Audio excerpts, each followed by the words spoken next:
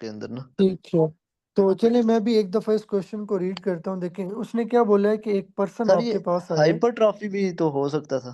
जी मैं इसको एक्सप्लेन करता हूँ। देखिए एक पर्सन आपके पास आया, उसको ट्रोमा हुआ था। ट्रोमा हुआ था उसको लेफ्ट अपर आर्म के अंदर। उसके बाद जहाँ पे ट्रोमा हुआ था वहाँ पे एक स्वेलिंग बन गई। वो स्वेलिंग पेनफुल है, 3 महीने हो गए हैं उसको। और ये जो है ना वो स्वेलिंग वेल सर्कमस्क्राइब्ड है, 4 सेंटीमीटर है। एक्सरे के ऊपर ये ब्राइट है। और इसका जो मतलब फिर ग्रेजुअली ये क्या होती है, डिक्रीज हो जाती है 1 साल बाद। अब तो इसका फिनोमेना क्या है, मतलब क्या रीज़न है, इसको क्या बोलते होते हैं। तो देखो सबसे पहली बात, मैंने आप लोगों को कल भी पढ़ाया था कि जो बेसिकली ट्रोमा होता है, ट्रोमा के बाद अगर आपको बोन के अंदर मैस मिलते हैं तो यहाँ पे जो है वो, एक मिनट जस्ट मुझे स्टूडेंट का नाम लेने, जस्ट वही बताएगा। तो जिसका मैं नाम लूंगा उसने मुझे बताना है। जोया मुझे बताएं कि कल मैंने जो फर्स्ट लेक्चर हम लोगों ने डिस्कस किया था, क्या पढ़ाया था उसके अंदर, कि क्या आता है अगर ट्रोमा के बाद मसल में बोन बने, उसको क्या बोलते होते हैं। सर उसको मेटाप्लेजिया, नहीं उसमें मायोसाइटिस एग्जाम्पल कौन सी, ठीक है उसको बोलते हैं मायोसाइटिस मायोसाइटस ओसिफिकेंस। और ये किसकी एग्जाम्पल है, ये ओसिफिकेंस मेटाप्लेजिया की एग्जाम्पल है ना। मेटाप्लेजिया की। ये आपने याद रखना है। तो ये कल भी आप लोगों को पढ़ाया था। देखो एक बच्चे ने पूछा था कि ये मैस कैसे होगा। तो भाई जब हड्डी के अंदर मसल बनेगा ना, तो मसल एज अ मैस के तौर पे प्रेजेंट करेगा, स्वेलिंग होगी, तो मरीज को मेटाप्लेजिया होगा। अच्छा ये बच्चे ने कहा हाइपरट्रोफी, भाई हाइपरट्रोफी क्या होता है। हाइपरट्रोफी बेसिकली आपको पहली बार ट्रोमा के बाद जो है ना वो नहीं होगी। ठीक है, इसका अपर आर्म में हमने पढ़ा था हाइपरट्रोफी तो लेफ्ट हार्ट में होगी ना, हाइपरटेंशन की वजह से। यहाँ पे एग्जांपल सर होगी कि एक मरीज उसको हाइपरटेंशन है, ठीक है, हाइपरटेंशन की वजह से आपको हाइपरट्रोफी होती है। स्केलेटल मसल्स में भी तो हो सकती है। भाई स्केलेटन मसल के अंदर नहीं होगी। जो आपके पास हाइपरट्रोफी है, स्केलेटन यस। मसल के अंदर हाइपरप्लेजिया होगा या हाइपरट्रोफी होगी। चलो मुझे ये बताएं आप। हाइपरट्रॉफी हो, हाइपरट्रॉफी हो।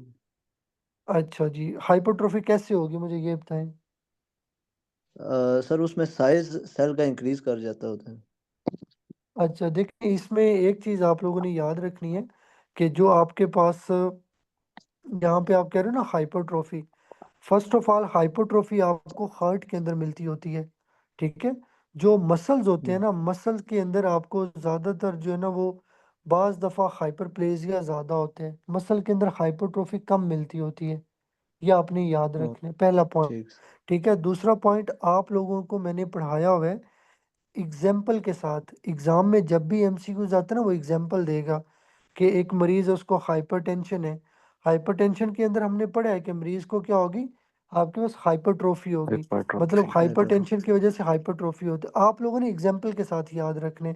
और दूसरी बात ओ, इंपॉर्टेंट मैंने आप लोगों को पढ़ाया था कि वो चीज़ जहाँ पे स्टेम सेल ना हो, वो चीज़ जहाँ पे स्टेम सेल ना हो वैसे वहाँ पे हाइपरट्रोफी होती है या हाइपरप्लेजिया होते हैं।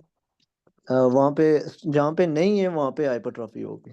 ठीक है, तो इसका मतलब हार्ट के अंदर सिर्फ हाइपरट्रोफी इसलिए होती है क्योंकि हाइपरट्रॉफी। वहां पे स्टेम सेल नहीं होते। जो आपका यस। बाकी के ऑर्गन है वहां पे हाइपरप्लेजिया इसलिए होगा क्योंकि स्टेम सेल्स होते हैं वो प्रोलिफरेट कर जाते हैं। ये आपको पता होना चाहिए। तो ये आप लोगों ने इस तरह जो है ना वो याद रखने। देखो ये मैंने ना जस्ट अभी ये क्वेश्चन अभी हमने स्टार्ट नहीं करने थे क्योंकि अभी दूसरे बच्चों ने वो मेडिकल ऐप बाय नहीं की। जब आप लोग मेडिकल ऐप बाय कर लोगे ना, फिर आप लोगों में से एक बच्चा इस तरह के मतलब 2-3 बच्चों की ड्यूटी लगेगी कि 10-10 एमसीक्यूज का स्क्रीनशॉट ऐसे लेना करना है। ठीक है, वो बच्चे जब उन 10-10 एमसीक्यूज का स्क्रीनशॉट ले लेंगे तो वो एक 40 क्वेश्चन का पीडीएफ बनेगा या 60 क्वेश्चन का। उस पीडीएफ को फिर हम लोग जो है ना वो क्लास में डिस्कस किया करेंगे। ठीक है, तो ये जस्ट अभी आप लोगों के सामने एक एग्जांपल रखी है ताकि आप लोग जो पढ़ रहे हो आप लोगों को पता चल जाए कि यार हमारे लेक्चर काम आ रहे हैं। ठीक है, ये जस्ट आप लोगों को इसलिए बताया जा रहा है। अच्छा जी, उसके बाद एक और यहाँ पे केस हम लोग डिस्कस करते हैं। तो अच्छा जी, यहाँ पे जो है ना वो रहीम लैला आपने बताना है इसका क्या आंसर आता है। फर्स्ट ऑफ ऑल क्वेश्चन क्या है। हाँ okay sir, true statement about metaplasia. तो सर मेटाप्लेजिया की डेफिनेशन में ही हमने ये बताया कि एक एपिथेलियम किसी को चेंज होगा। तो फर्स्ट तो नहीं है। Sir second, transformation of one epithelium to other.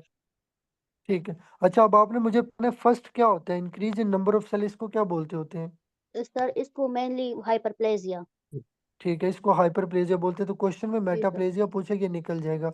अच्छा उसके बाद यस यहाँ सर। पे मुझे निशा आपने बताना है सी ऑप्शन यहाँ पे क्यों नहीं आता।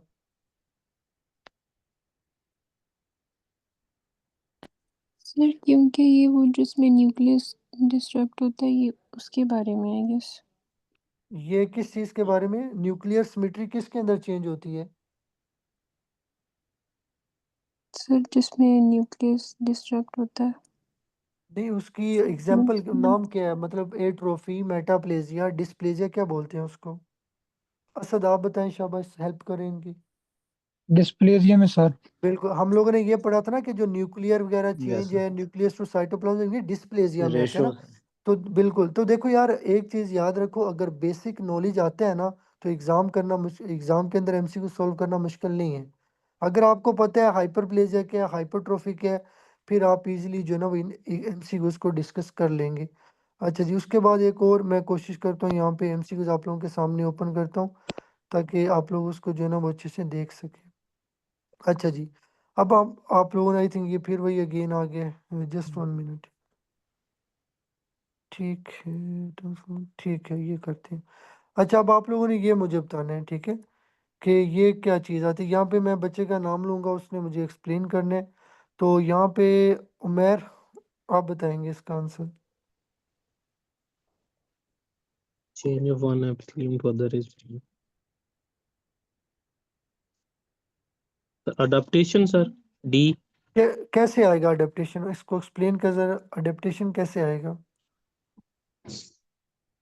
सर इसमें स्ट्रेस को कंट्रोल करने के लिए सेल ने अपनी मतलब अडॉप्टेशन की है। ठीक है, मतलब ये है कि हमारी बॉडी के अंदर जब भी कोई, लेट्स सपोज हमने पढ़ा था बैरेट एसोफेगस है ना, तो बैरेट यस एसोफेगस के अंदर जो एसिड है वो आपकी एसोफेगस के ऊपर जाके क्या करेगा? स्ट्रेस डालेगा। उस स्ट्रेस को हैंडल करने के लिए एसोफेगस के अंदर क्या आएगी? चेंज आएगी। वो उस चेंज को अडेप्टेशन, मतलब ये है कि वो एसोफेगस अपने आप को मतलब अडेप्ट कर रहा है, ठीक है, अडेप्टेशन हो रही है। तो ये अडेप्टेशन आप लोगों ने याद रखना है, ये आपको पता होना चाहिए। ये एट्रोफी नहीं होगा। एट्रोफी का मतलब होता है एक चीज का कम हो जाना, ठीक है, कम वो एट्रोफी होता है, ठीक है। स्ट्रेस मैंने आप लोगों को पढ़ाया था कि स्ट्रेस तो बेसिकली इसके अंदर पड़ रही है ना, उस स्ट्रेस को हैंडल करने के लिए ये अडेप्ट होगा। तो ये आप लोगों ने इसके अंदर पढ़ना है। तो ये आप लोगों को इसके अंदर जो है ना वो पता होना चाहिए। तो ये बेसिकली हम लोगों ने इंशाल्लाह जो एमसीक्यूज हैं वो इस तरह से डिस्कस किया करने हैं, ठीक है। हर बच्चे के ऊपर 5 या 6 एमसीक्यूज आया करेंगे। जब आप लोग पीडीएफ बनाएंगे फिर उसके बाद ये स्टार्ट हो जाएंगे। जस्ट ये एग्जांपल दी है कि आप लोग काइंडली अच्छे से जनरल पैथोलॉजी करते जाएं, चीज़ें सारी वही हैं, ठीक है। जब आप जनरल पैथोलॉजी पूरी कर लोगे तो फिर हम इसके एमसीक्यू स्टार्ट करेंगे इंशाल्लाह। तो साथ साथ एमसीक्यूज करेंगे, साथ साथ थ्योरी करते जाएंगे। तो ये एक समझ आ गई सब बच्चों को? कोई प्रॉब्लम तो नहीं है किसी को? No sir. नो सर ठीक।